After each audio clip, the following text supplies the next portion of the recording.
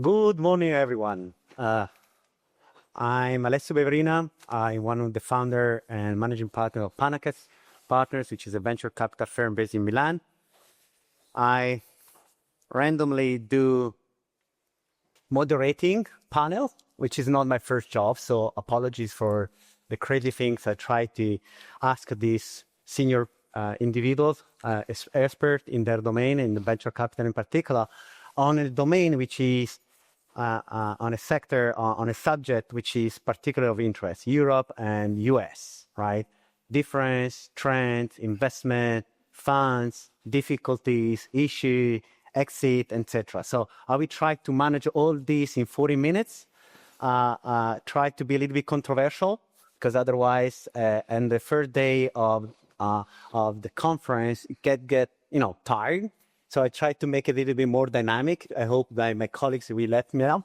So I'll let each of you present yourself, starting from my left. Okay. Yeah, I'm William Day. Thank you for LSI kind invitation. So we are based in the Bay Area, Palo Alto. So ShangBay Capital, I'm managing partner, and ShangBay Capital has been in operation for the past 10 years.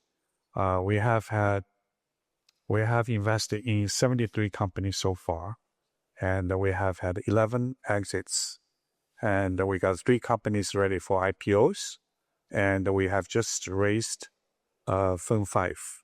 And I'm very happy to be here and to share our experience with all the panelists and audience. So, yeah. Thank you. So my name is Fernando Pacheco. I'm a partner with Endeavour Vision, which is a growth stage focused medtech VC based in Geneva, in Switzerland. I don't know the stats at the top of my head, but they're not as good as yours, so I won't. I won't start there. On purpose, perhaps. But we invest in both Europe and the US. Right now, it's about 2/3 US, 1/3 Europe, and I think it's an interesting topic for sure to talk about. Murielle and McLane. So I head up Intuitive Ventures. We are much younger than you are, about 5 years old, managing 250 million asset under management. We invest early through growth, and both US, Europe. We have about 1/3 of our portfolio in Europe. So happy to be here. Good afternoon, everyone. I'm Josep Sanfeliu. I'm the managing partner and co-founder of Asabys Partners. It's a venture capital firm based in Barcelona. We manage 400 million euros, approximately, under management in medtech and biotech. So we do hybrid models. We try to invest in everything that has a clinical impact. So focus on therapeutic approaches for innovation. I've been in the medical device investment arena for 15 years. I started my career back at Assaby's Capital, where I started investing in companies like Endosense or Stat Diagnostica or other companies, CVRX in the US. This is typically what I've been doing in the last years. And recently today, we announced the type of investment we like to do, which is the investment in SafeHeal, together with Sofinova, which is a really implantable device, in this case for colorectal cancer post-surgery to avoid the complications of anastomosis. So this is the type of investment we do. We're here to just sharing experience and obviously getting to know other entrepreneurs and projects that we might be interested in the same space. So thanks, everyone. So thanks, everyone. So you understand we have a panel of venture capital from the corporate, from Europe, from the States, from Europe investing in the States. So let me give you short numbers, right, about Europe and the United States to just put the figure. In the States, in 2024, in medtech, 13 billion has been invested. Europe is about 2 billion, so a sixth of it. The size of the round in the States is probably much larger in the US than in Europe, right? Multiplied by 15 in average. The stage of the rounds, we see that in Europe, the round are smaller, but in particular, when you go later stage, they are still smaller if you compare it to the American one, which is hundreds of millions, even in medtech. We saw these kind of things particularly nicely in biotech, but in medtech are super large. Then the last point, which is the exit, right? In the States, as you know, there are most of the fire from the Boston Medtronic, Intuitive, etc., etc. In Europe, there are not many. And if you look at the exit in the latest years, there have been not many, as we know, unfortunately, but still, even at the beginning of the year, there were a couple of IPO like Kenstra, Beta Bionics, Tempus AI, OMAD, etc., and some of major M&A, while in Europe, still, I counted two, right? Still both by American companies. So lots of difference, but what is the major reason of this difference? Is about the technology that you see, or the entrepreneur that you see, of the investor that you see, the ambition of the both entrepreneurs. So let's start with the easy one that relate to you. What about the investor? How do you see the attitude of the investor or the capacity of this investor to invest different between the two major regions? Yeah, I always say, I think, since we are based in San Francisco Bay Area, so it's more kind of hub of innovation. So the whole ecosystem, I think, really encourages people to be more creative, more innovative. And so certainly there's a lot of money surrounding that. So it's been, history in the Bay Area. I think we are very fortunate to be in that ecosystem, so that we have opportunity to see so many great minds and great technologies, great innovations.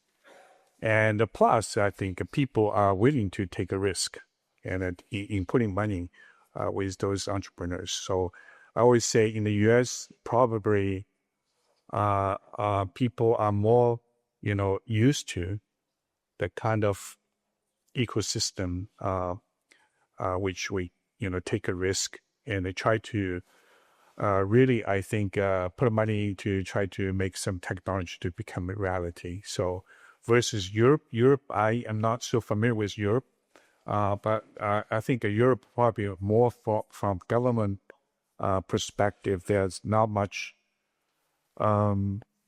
big VC fund really to support the innovation. And but I think so from our side, from US, we are very fortunate to be able to engage and to invest in some best technologies. I mean, I think on our view, I agree with all that, Liam. I think on our medtech is a kind of a weird space, right? Pharma isn't quite like that, where 50% of the global medtech market is in one country, in the US, right? That's pricing related. You can call it ineffective reimbursement scheme over there, too effective reimbursement scheme over here, right? So, but it's very weird, I think, across segments and industry that you have such a concentration or such a disproportionate importance of one market relative to others. And there's brilliant innovation here, there's brilliant innovation there, but if we want to scale these technologies and bring them to as many patients as possible, it's very hard to do a story that doesn't involve U.S. commercialization, because more likely than not, you're not making things at scale, and therefore your COGS are going to be high, and at least you can survive on an okay gross margin with a U.S. ASP in a way that you could never do once you go through a European NHS tender, et cetera, thing in the early days. Eventually you'll get there. So it's, I hear you. There's a cultural aspect for sure, but I think we're in the medtech industry. The medtech industry is 50% of it is in the US. And so whatever stories we look at, whether it's a European company, whether it's a US company, almost every single time you have to have what's going to be the US opportunity for this. Otherwise, it's going to be hard to get the attention of the strategics as well, as you said at some point, right? So I think that plays a really big role that we should acknowledge. So to add to that, I think from an investor ecosystem, you have obviously the exits are all associated to acquisition or IPO. Really hard to IPO in Europe. So the liquidity is in the US. Therefore, the fund that are doing the crossover are in the US. And on the strategic side, most of the larger strategic outside of Philips and Siemens are actually American. So you have late stage is very much US focused, I would say. Fernando, you're one of the few with Gilder who are in that growth stage and Luxera And then that are sizable and that are in Europe. And so that drives a certain market dynamic. So to your point, 60% of the market is US. I would argue in biopharma, it's the same thing, but you have European strategics. Yeah. You can do exits in other markets. So that creates a very different dynamic. So late stage is very dynamic in the US. The funds therefore are sized appropriately with larger asset under management and have a lot more flexibility in what they can do than in Europe. Now, on the European side, and I'll go to government funding allows to have a very dynamic early stage market. And so as US based, I'm in the same place as William in Palo Alto, I actually think it's really important to come in and see the dynamism. There are certain industry, I'm going to talk about robotics, even though that's not an area that we necessarily invest, even though I'm into it ventures. But it's very dynamic in Europe. Why? It's very capital intensive. Having access to that non-dilutive funding allows you to be a lot more innovative in that area than you would be able to in the US on the early stage. So I think there's pro and cons to both markets. And it's really understanding where you need to go to find the type of investors that are relevant to your stage. So. Yeah, it probably would like to add a different, more institutional political. When we talk about investors, we're talking about money owners, money managers, GPs, LPs. We are on the same boat. I don't see any of my investors here, but I talk to them very often. It's like we are on the same boat. When we look at the investor community and the sentiment and the way we operate in Europe and the US, that's changing completely the way we look at investments. As GPs, we have to obviously consider factors like risk, time to exit. We're looking for the return and the financial and the disbursement and reimbursement back to investors. But also we have a situation in which Europe, GPs, the money owners, the guys that manage private funding, but also public funding like the EIF, which is doing a great job in Europe, and many other institutions, we have to understand that Europe, and that's in the Draghi report, and that's in so many statistics about the private available money for innovation, is super limited. You said 6 times, 1/6 of what is invested in Europe in medtech, Alessio mentioned in the introduction. Yeah, but if you look at how much of that percentage is available for private investment money into innovation, in Europe, it's not even probably a tenth. So there's something that there has to change. I don't see we are in a right competitive manner. It's not that I want more public money, which obviously is always welcome, but Europe has to play this additional layer of supporting managers of investment in innovation, like any of us in this room and some of the guys here in the room, that compensate for the lack of risk, less averse innovation resources, so we can invest in areas in which the European Union has still a lot to offer to the world in medical research. Actually, in April, The Economist had a very interesting publication, which I can send you, or you can just look for it, where he had some peer-reviewed journal publications in which areas was still by the origin and nationality of the public publishers or the authors, which areas where we're still competitors or competing with enough advantages in front of China or the US as Europeans.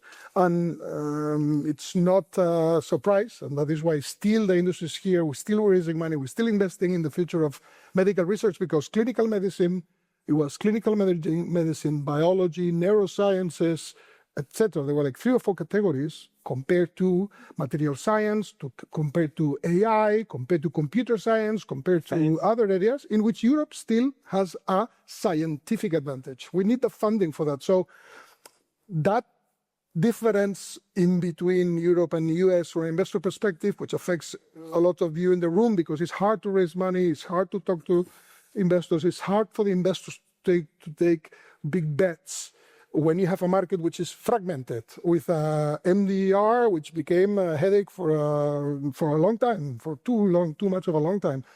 it's impossible that we have the same views on how to invest. I understand Americans invest in a different way because the market, the push of their capital, private capital available to invest in this type of businesses is 10 times bigger.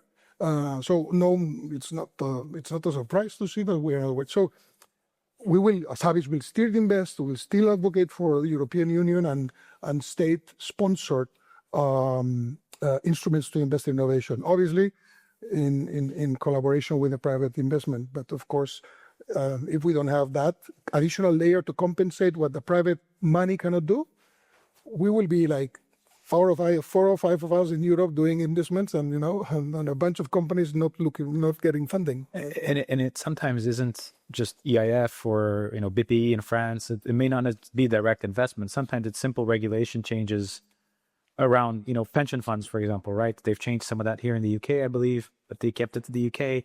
Switzerland also did it recently, right? Changing the mix of what can be allocated to riskier but longer term assets, classes of assets such as venture, right? So, Yeah, so this is a very I think in each country we have discussion with government in order to push the private money, even from pension fund, to go into innovation, venture capital, startup, etc. And because we know that this money today is going from Europe to the United States, and the only reason that they go to the United States is because the performance of the public market or the M&A again, because there is more excitement and the public market is there.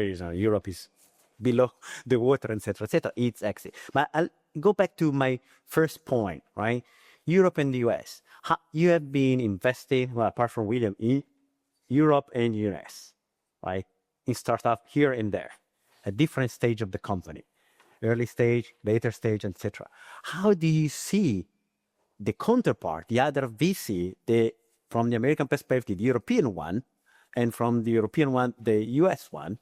How do you see them behaving differently from you on the day by day once the investment is done? Yeah, it's a very good question. So, for us, I think we try to actually invest in company close by. I think it really offers more opportunity for us to get to meet startups, CEOs, and entrepreneurs, and 50 kilometers away from. Yeah, I think Silicon Valley Bay. we invest. 80. I think most companies are in the Bay Area. I would say 100. Yeah, another 100. I think we also invest in some other areas. So 95% of our portfolio companies based in the US, and a couple of in Canada, and one in New Zealand, one in China. That's it. And so we haven't made any investment in Europe yet. Are you invested with European? Yeah. Well, I think so. We start looking at some projects. We do see a lot of great companies in Europe and Germany, UK, and France. But I think we are kind of still reluctant to put money into European company because it's really too far away. Okay. And also I think as we discussed, I think a lot of we really focus on some of the entrepreneurs. They have prior experience in working with the big medical device companies in the US. And, a lot of times we were seeing that those with experiences in working with the big corporations, they usually, I think, their focus areas make more sense. And I think that they are close to strategics. They know what they need. And I think so, but in the future, so we'll keep looking for opportunity in the UK and Germany and in the EU. And I think we don't rule out the possibility to invest in Europe. Yeah, but frankly, 20 years ago, I could agree with you. But nowadays, with conferences like LSI, internet, easy access to the corporates because they have the BD running around all over the place, etc. And CVC well, we have an example with Intuitive here, right? So there is more access to the companies and the corporate, right? With more start can access. So it's easier to if you are good at finding and you have the right product and etc., which is the base, right? So it's easier. So I don't see why cannot invest in Europe on your side. But anyway, But let me now that you say you, Alessio, and me, I mean, we are investors in Europe, so we can understand that there are two markets, two global markets, Europe and the US, and we see investments from the side of European. Well, we do some US. We have a couple of US investments I've been in the board of companies in the US, and I understand. But I also get why you very can suddenly look at the European Union, and if you do a pure financial evaluation of the projections, that you had a discount rate on the model in a continent with more population, where you have 27 markets, where you have to have talks with all the reimbursement players, I can see how rational can it be to assign an additional layer of risk to these investments in Europe, just because we have as Fernando was saying, not an integrated system of private money, integrated payers, not even integrated well. Now we have that's different, right? No, that's there are startups in Europe and since MDR, as you mentioned before, which is a disaster, so for a particular class of medical device, not for all, right? Most of our company goes directly to the US because of the reason that you mentioned, guys, before, right? Larger market, larger corporates, they value FDA more than MDR, blah, blah, blah, blah. Okay, we all agree on that. But it doesn't mean that Europe does not have the great technology that we are financing, right?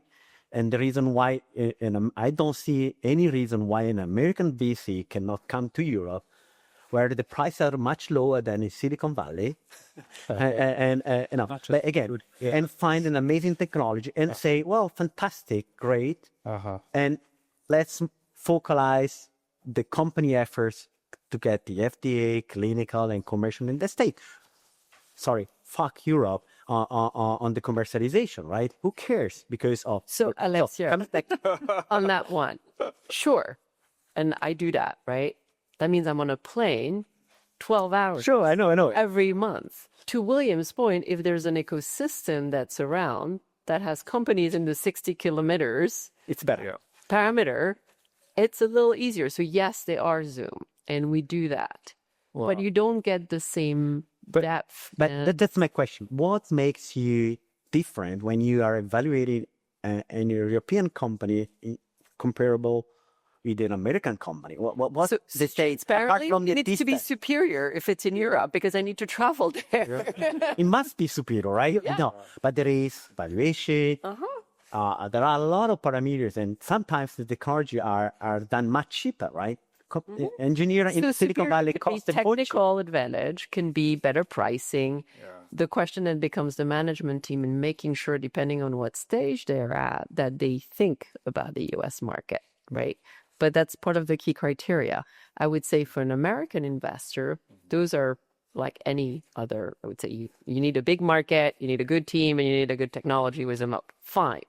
But then when you're traveling across the pond, it's a big pond, it needs to also be at significantly better price or with a significantly better technology, because you're taking that additional risk. Yeah. And they're not within the U.S., so you're far away from sort of the KOL, the healthcare system, the reimbursement. So yes, may know it, yet you're still a little further removed. And that's what we bring to the table, is that knowledge, right? Yeah, I think a look at stats, right? So only 5.4% of medical device startups eventually can exit, even through, merger acquisition or IPO. So basically, in the US, only 1 out of 20 companies can eventually be successful, right? So as you said, unless the startup in Europe has tremendous advantage or superior technologies, can attract investors from US. Otherwise, we kind of it's really hard for us to No, really to invest in the easy clear, absolutely right. We understand it. But Alessio, I will say, I think at least people that have been in med device pre-MDR, right? From the States, I think Europe has probably the most innovative group of doctors in the world. Still, I don't know if that's still the case, but the amount of inventions, whether it's in spine surgery, whether it's transcatheter heart valves, it all came out of Europe. Often France, by the way, where they have some of the craziest surgeons. But it's a lot of people who have been in medtech for long enough still know that and remember that and appreciate that. I think up until MDR, a lot of early clinical work was done here, upstate, right? And so people who have been doing this long enough still remember that. So I think from the U.S. side, at least the interactions I have, I don't see it any different with U.S. investors and how they look at Europe. I do think that they, and frankly, like we share this view, is that commercializing in Europe can be, or is more often than not the right thing to do in the early stages. And we all make that mistake time and time again. It's just often not worth it initially. And it sucks, especially if you're a French company and you're not commercializing in your local market with the KOLs that helped you got there. And sorry, we're not commercializing right now. We did it's a really hard thing to say no to those people, right? But economically, the road, unfortunately, goes through the U.S. first before it comes back to Europe. So how do you see the difference? Put yourself with your Swiss CC flag, even if you're not, and you compare yourself on the attitude day by day in the operation, on the board level of the company, compared to your American colleagues of other firms. How do you work? How do you see the major difference apart from the quantity of money that they can deploy compared to you? So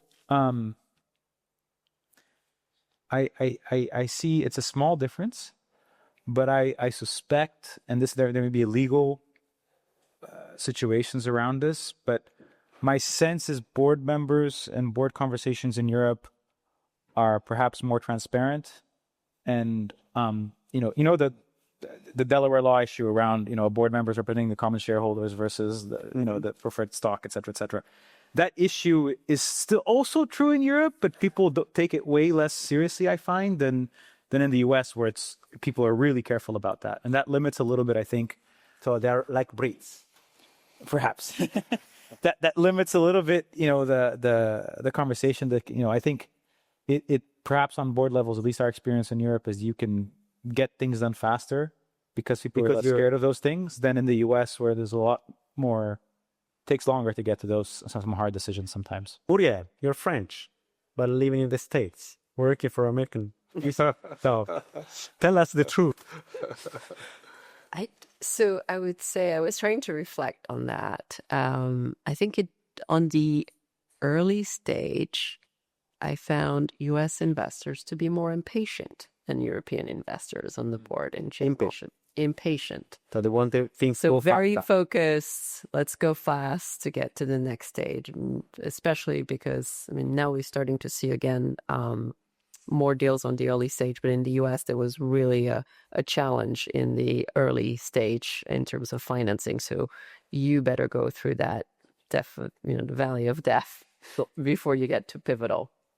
In the growth stage, frankly, I don't see a lot of differences across the board. So I don't know if it's because I'm French living in America, but working with an Endeavour or with HealthQuest is not that different. The KPIs are the same. The way to think about the go-to-market, how to get the growth, we're all looking to the same KPI.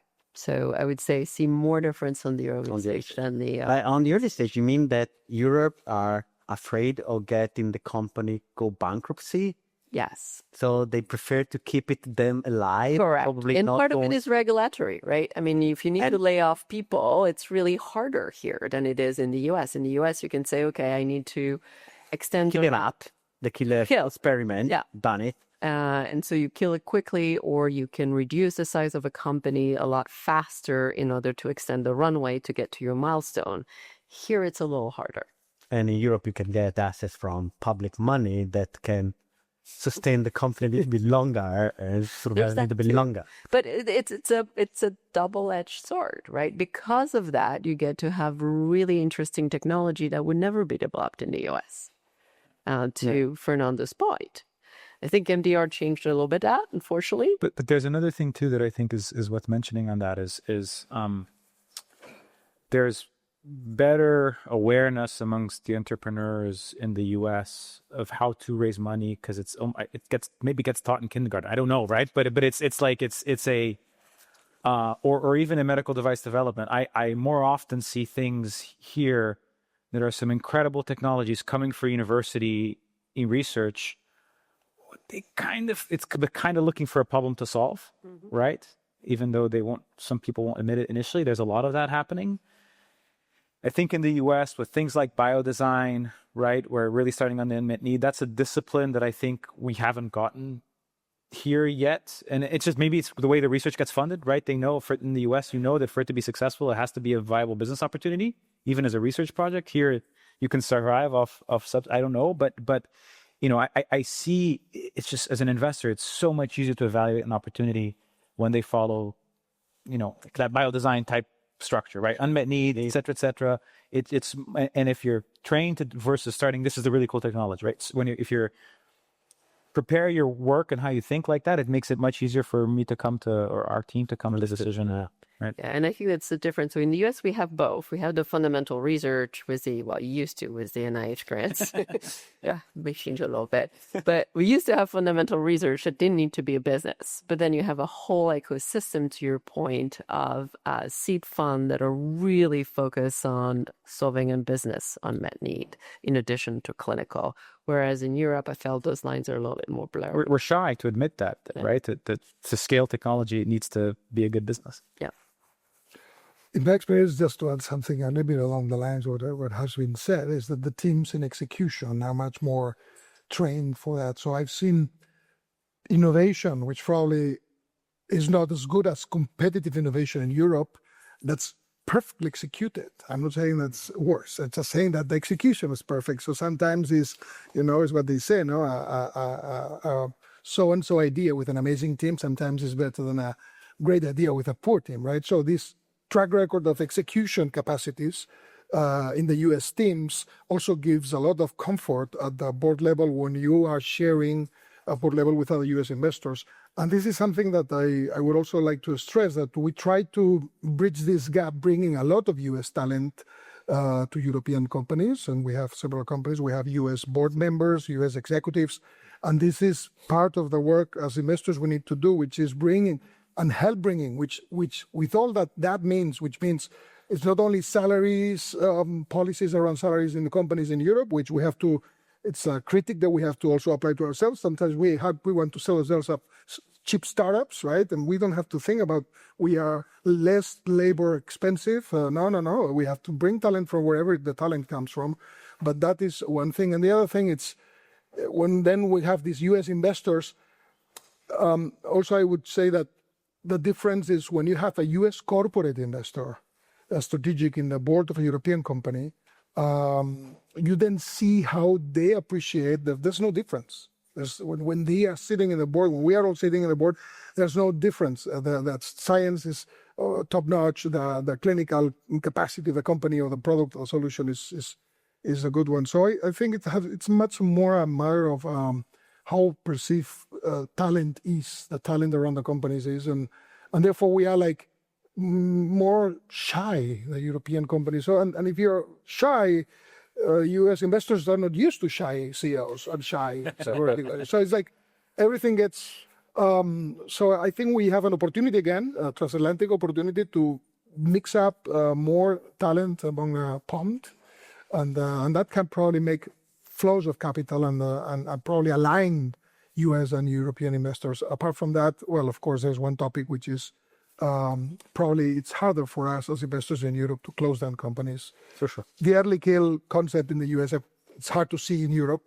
You do your best to keep them not alive, but you always see a hope. We just had an issue in one of our companies. It took us a lot of time, too much time, but sometimes it's regulations in Europe to bankrupt and to And sometimes it's just, I don't know, I'm Mediterranean. I might get more emotional on some of the things I'm doing. So come back to the title of discussion, because we have been talking about Europe and the US a lot, right? The title of this today meeting was around trends. So can you give us a little bit about sector and also stage? What is the trend that you see in your investment in Europe, in the States, or whatever you do? Yeah, Work on don't tell me just AI, yeah? yeah, I know. Yeah. So, Everybody knows about it. yeah, I think so. Every company really tries to integrate some AI technology into their project. So, yeah, we are more, I think, seeing that neuromodulation is very hot. So a lot of companies, I think, we have invested in quite few neuromodulation and structural heart and vascular. So there are a lot of startups working on vascular sectors and digital health. And I think it's very exciting to see some of great technologies to be emerging. And so not just the one that are selling drugs for obesity or for the men with issues, right? Yeah. Not just for that. But the market has been very tough for the past 3 years, and for most of startups are struggling. But I still am seeing that the best companies, they still can manage to raise money. And so for the first half of this year, so we got 10 companies to be able to raise money. And in 2023, 2024, we got 24 company got financed.